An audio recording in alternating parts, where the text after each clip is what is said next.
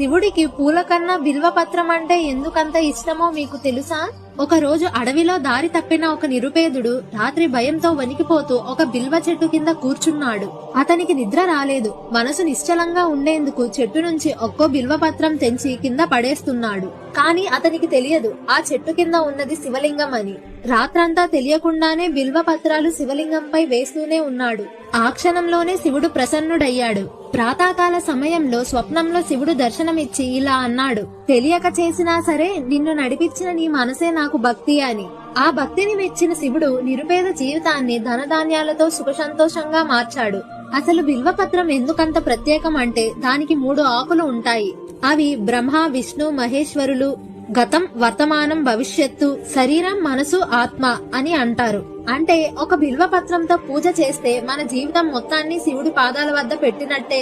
అందుకే శివుడు అంటాడు, పూలు కాదు శుద్ధమైన మనసుతో అర్పించిన ఒక బిల్వపత్రం చాలు అని. ఈ వీడియో మీకు నచ్చినట్లయితే లైక్ చేయండి, షేర్ చేయండి, కామెంట్ చేయండి. ఇలాంటి మరిన్ని వీడియోస్ కోసం మన ఛానల్ని సబ్స్క్రైబ్ చేసుకోండి. Thank you for watching.